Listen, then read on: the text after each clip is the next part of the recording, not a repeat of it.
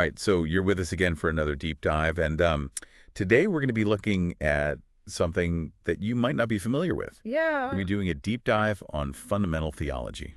Ooh, that sounds exciting. Yeah, it's going to be great. Yeah. But I think that maybe some people, when they hear that phrase, Yeah. they might be thinking of fundamentalism Right. or maybe foundationalism, Yeah. and that's not actually what we're talking about today. Yeah, so fundamental theology is different from those. Right, so how would you explain to someone what fundamental theology actually is? Yeah, so basically fundamental theology is a kind of reasoned reflection on the basic ideas of Christianity. Okay. And so it tries to take into account history and philosophy and different perspectives and even objections to the Christian faith. Okay, so it's kind of like really getting down to the bedrock, Yeah. the foundations of what this is all about. Yeah, exactly. And I think it's important to say this isn't just like a niche academic topic that's only interesting to theologians. It really grapples with like these fundamental questions of belief that are relevant to everyone, I think, Okay. whether you're a believer or not. Yeah, that makes sense. So to help us do this deep dive today, we're going to be drawing on a variety of sources, but particularly helpful has been Gerald O'Collin's book, Rethinking Fundamental Theology. Okay, great.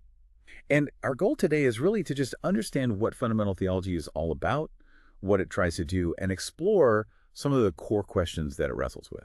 Okay, so where do we even begin with something like this? It sounds like it's got this huge history and it's kind of this big topic. So where do we even start? Well, I think a good place to start is with the history of it, Okay.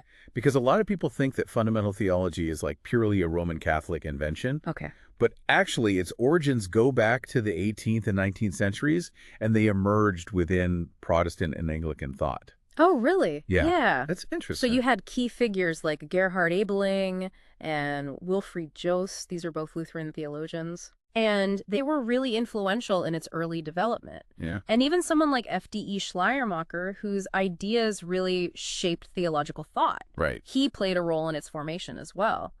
So it's important to know that fundamental theology, while it has a strong presence in Catholic thought, actually comes from a much broader and more diverse history.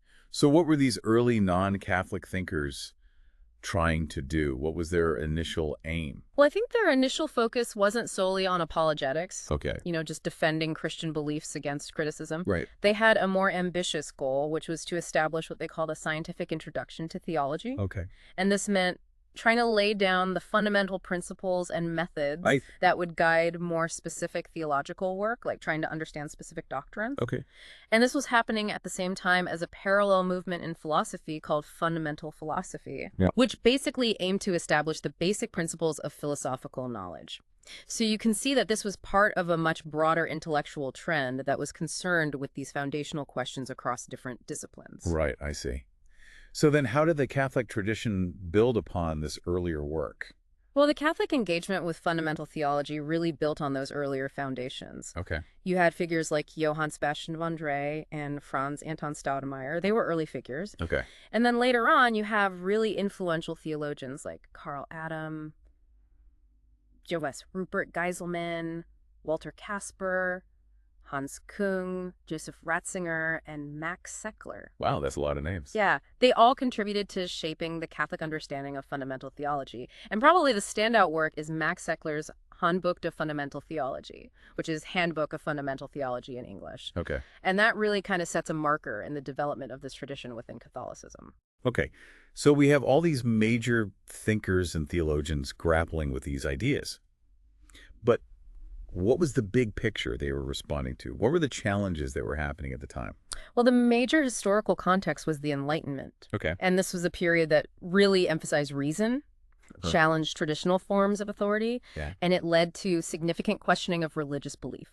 Yeah. So Enlightenment thinkers often rejected the idea of divine revelation miracles, Right. even the divinity of Jesus Christ. Right. Some doubted or denied the existence of a personal God. So fundamental theology didn't emerge in a vacuum. It was a response to these intellectual shifts Yeah. that were really questioning the foundations of belief. Okay. Yeah, that makes sense. Yeah. So we have this developing field of fundamental theology, but then we also have apologetics more broadly. Right. And it sounds like those two things are kind of overlapping. Yeah. But you were saying that fundamental theology is more than just apologetics. So can you elaborate on that a little bit? What are the key distinctions? Yeah. So I think there's some common ground between the two. Okay. They both operate within the framework of faith. Okay. and they both address objections to belief, and they both aim to present a credible understanding of Christian teachings, Right.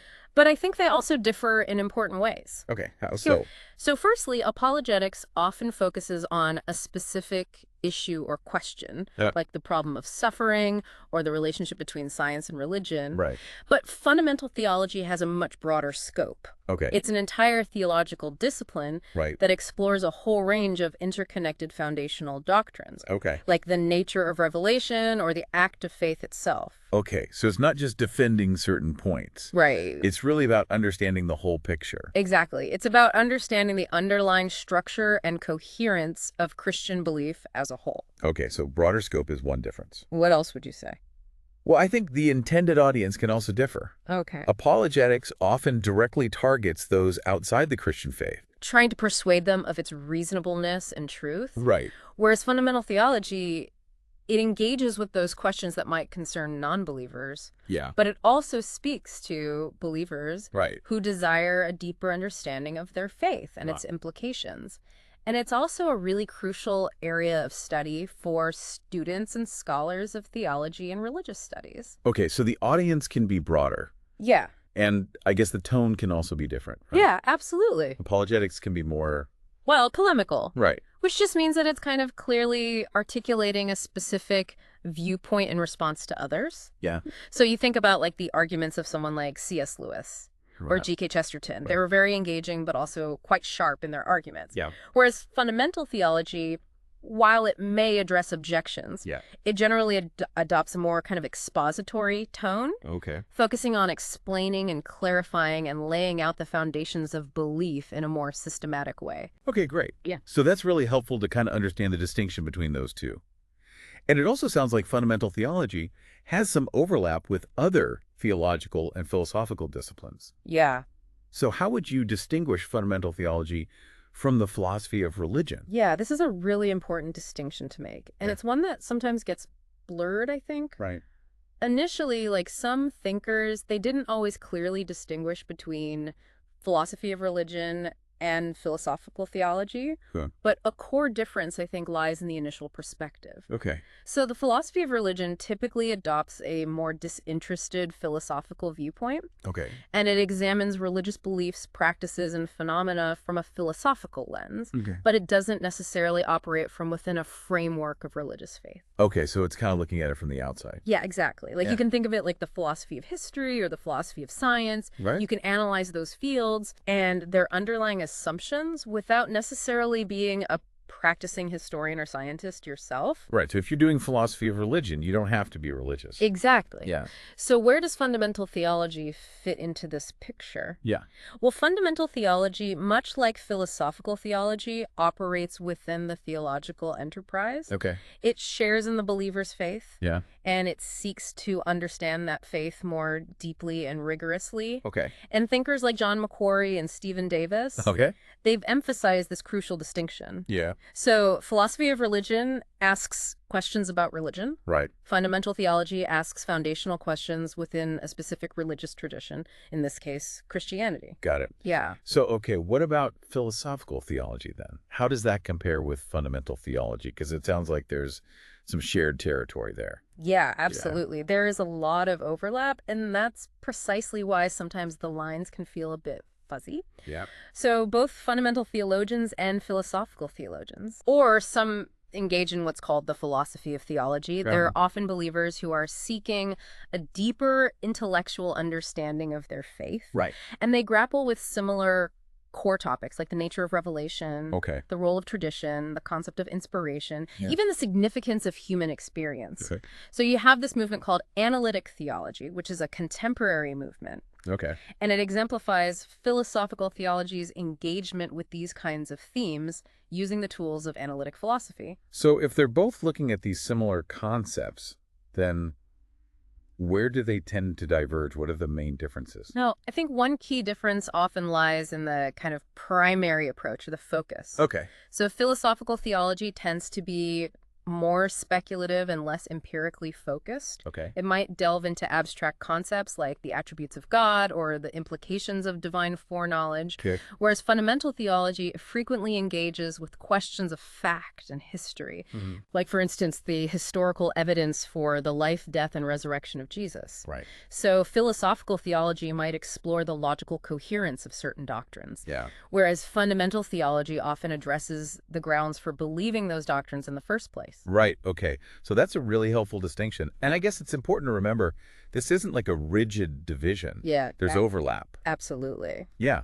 So what about fundamental theology's relationship with dogmatic or systematic theology? How do those fit in? Yeah, so dogmatic theology is often considered like the heart of theological study. Okay. It draws primarily on scripture and the traditions of the church Yeah. to present a coherent understanding of all the major doctrines of Christian faith, Okay. like the Trinity, the Incarnation, and the nature of salvation. Yeah. And systematic theology is very closely related. Okay. It also aims to present Christian doctrines in a scholarly and organized manner. But it might also incorporate discussions of ethics theological method and engage with contemporary issues more explicitly. Okay. So you think of Karl Barth's massive church dogmatics or Paul Tillish's comprehensive systematic theology. Right. They're classic examples of this kind of work. Okay. So these are the disciplines that lay out the core beliefs. Yeah. Where does fundamental theology fit in? Well, historically, fundamental theology has often been seen as providing the essential groundwork or prolegomena for dogmatic and systematic theology. Okay. It addresses those foundational questions about the very possibility and nature of revelation, Oh. the nature of faith as a response, and the authority of the sources upon which dogmatic theology relies. Okay. So in essence, it asks, why should we believe these doctrines in the first place? Okay. So it's kind of setting the stage. Right. Yeah. But some influential theologians like Wolfhart Pannenberg, Right. they've argued that this strict division is somewhat artificial. Pannenberg believed that systematic theology should inherently address the truth claims of Christian teaching, Okay. and thus kind of blurring the lines with fundamental theology. Right. For him, articulating the content of faith inevitably involves engaging with questions about its truth and significance in the broader context of human knowledge. Right. Okay. So it's either laying the groundwork or it's kind of integrated into the whole process. Exactly.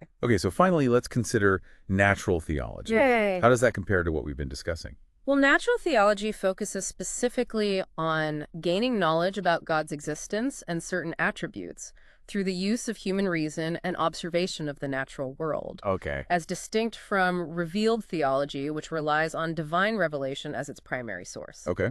So the traditional idea of the two books, the Bible and the Book of Nature, kind of highlights this approach. Right. So thinkers like Thomas Aquinas and later figures, particularly within the English tradition, Yeah. extensively explored this avenue of understanding God. Oh. Yeah. Okay. But I know there have been some pretty significant challenges and debates surrounding natural theology. Yeah, absolutely. Yeah. So the Enlightenment, with Mhm. its emphasis on empirical evidence and rational inquiry, Yeah. raised significant questions about the validity and scope of traditional arguments for God's existence Oh, yeah. based on natural reason alone. Right.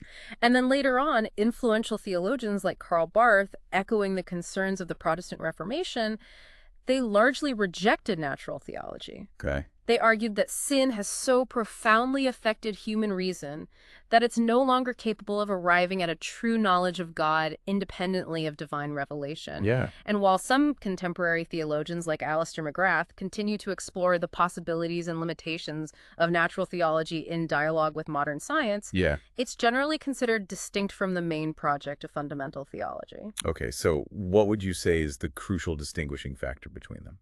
Well, the most crucial distinction is that fundamental theology doesn't attempt to set faith aside as a starting point. Right.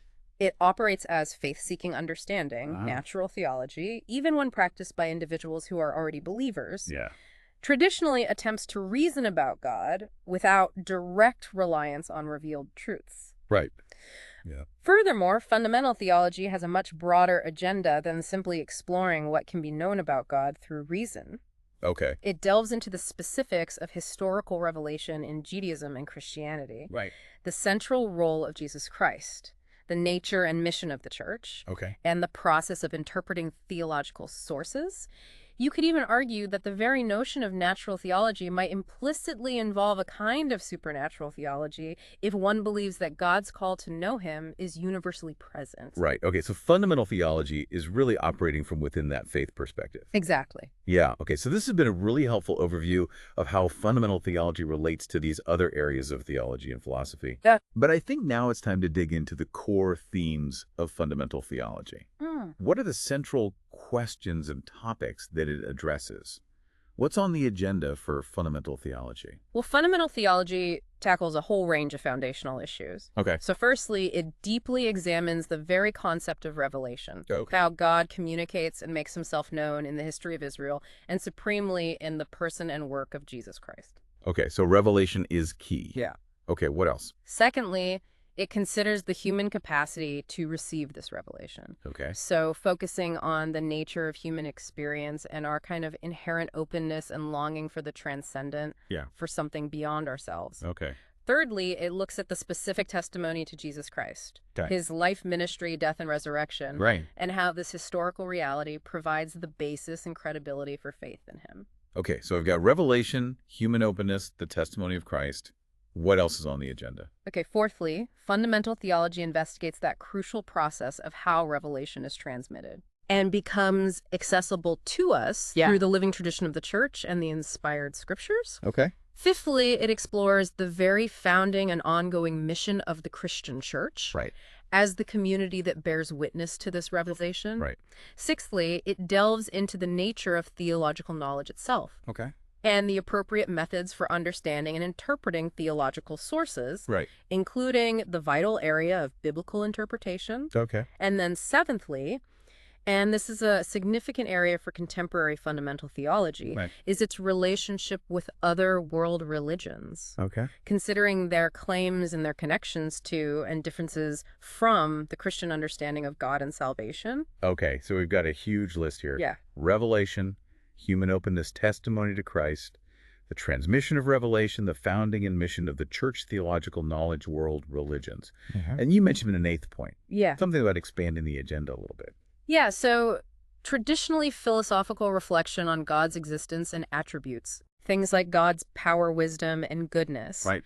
that was often considered a preamble of faith, Okay. something to be addressed logically prior to diving into the specifics of historical revelation. Right. However, there's a growing discussion and a real question within fundamental theology today. Okay. Should it directly and explicitly address these fundamental God questions? Okay. So the very existence of God, his essential attributes, and his activity in creation Right. as an integral part of its core agenda, perhaps even before focusing solely on specific historical revelations. I see. So it's kind of like a more fundamental question that's being asked now. Yeah, I think so. Yeah. And there are several factors that are contributing to this shift. Okay, like what? Well, you have the ongoing and often intense dialogue between science and religion, Yeah. fueled by figures like Richard Dawkins. Right. And this raises fundamental questions about God's existence, the nature of reality, and God's involvement in the world. Yeah. So engaging with these questions directly and rigorously, I think, could significantly strengthen fundamental theology's relevance Yeah. and its ability to speak to contemporary concerns. Right. And then you also have resources like the Oxford Handbook of Philosophical Theology, Okay. which has dedicated sections on science and religion and divine action. Okay. And I think this provides examples of the kind of sophisticated engagement that fundamental theology could undertake. Yeah. So there's a growing sense, I think, that fundamental theology needs to actively participate in these broader intellectual and cultural conversations about the most fundamental questions of existence and belief. Right. So these are questions that everybody's asking. Yeah, exactly. And fundamental theology needs to have something to say about them. Exactly. Okay, so before we wrap up, you mentioned that you wanted to talk a little bit about Bernard Lonergan and his contribution to all this. Yes, Bernard Lonergan was a very influential 20th century theologian Okay. who offered a significant critique of what he called old fundamental theology. Okay, what did he mean by that? Well, he felt that it often became too focused on simply defending a fixed set of doctrines against external criticism. Okay. So instead, he proposed a framework that was built around what he called functional specialties. Okay. And within that framework, he identified a crucial fifth functional specialty, which he called foundations. foundations. Yeah. So Mhm. rather than focusing on specific doctrines in isolation, Okay. Lonergan's concept of foundations aim to provide the underlying framework or horizon of meaning Okay. within which the significance of all doctrines could be more deeply and critically understood. Okay. He saw this foundation's work as essential for helping to resolve conflicts in theological dialectic, which is Hmm. the ongoing conversation and debate within theology, Yeah. and for providing guidance to the other theological specialties that are concerned with articulating doctrines, developing systematic theologies, and effectively communicating the Christian message. And we'll actually delve into more of Lonergan's thought, particularly his ideas on historical consciousness and the nature of conversion in a future deep dive. Okay, great. Well, this has been a really comprehensive and thought-provoking look into the world of fundamental theology. Yeah, it's a fascinating field. And it's clear that this is not just some obscure academic pursuit, but a really vibrant and essential discipline Absolutely. that's concerned with the very basis of Christian belief and its ongoing engagement with reason, history, and the complexities of the modern world. Yeah, I think that's a good way to put it. So as we wrap up here, I just want to leave our listeners with a thought. Okay. This enduring quest to understand the foundations of faith. What does this tell us about the fundamental human search for meaning and the nature of belief in our contemporary context? Yeah, that's a great question. And maybe more personally, what God questions resonate most with you after this exploration? Yeah. For those of you whose curiosity has been sparked, I highly encourage you to delve further into the works of the thinkers and the topics we've touched upon today. Yeah, definitely. Thanks so much for joining us on this deep dive.